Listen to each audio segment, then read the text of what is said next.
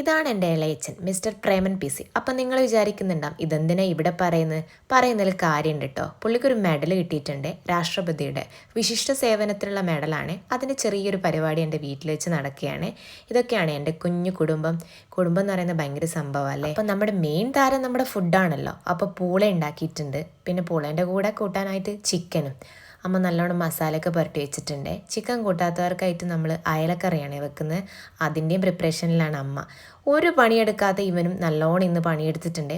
തിരുവനന്തപുരത്ത് നിന്ന് എത്തിയതാണ്. ഇപ്പുറത്താണെങ്കിൽ വേറൊരാൾ ഭയങ്കരമായിട്ട് തേങ്ങ ചെരുകയാണ്. ആളെൻ്റെ ഇളയച്ചനാണ്. മേമയാണെങ്കിൽ ഇവിടെ തേങ്ങ വറുത്തുകൊണ്ടിരിക്കുക. അപ്പോൾ കൊലയിലേക്ക് വന്നപ്പോഴോ അച്ഛനാണെങ്കിൽ നല്ലോണം ഇല തുടയ്ക്കുന്നുണ്ട്, അതിൽ അഴുക്കൊക്കെ കളയാൻ വേണ്ടിയിട്ട്. അങ്ങനെ വീട്ടുകാർ ഓരോരുത്തരായിട്ട് എത്തിയിട്ട് അവർ അങ്ങോട്ടും ഇങ്ങോട്ടും കഥയൊക്കെ പറയുകയാണ്. എല്ലാവരും ഒരുമിച്ച് കിട്ടിയതിൻ്റെ സന്തോഷത്തിലാണ്.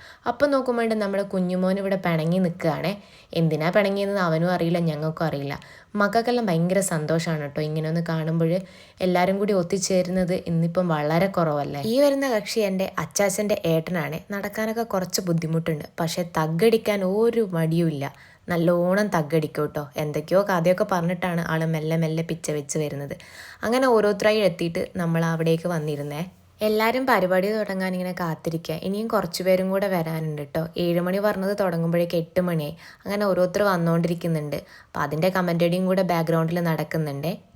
അങ്ങനെ ഏകദേശം ഒരു 8:30 ആകുമ്പോഴേക്കും തന്നെ നമ്മളെ പരിപാടികളൊക്കെ തുടങ്ങിയിട്ടുണ്ടായിരുന്നു കേട്ടോ.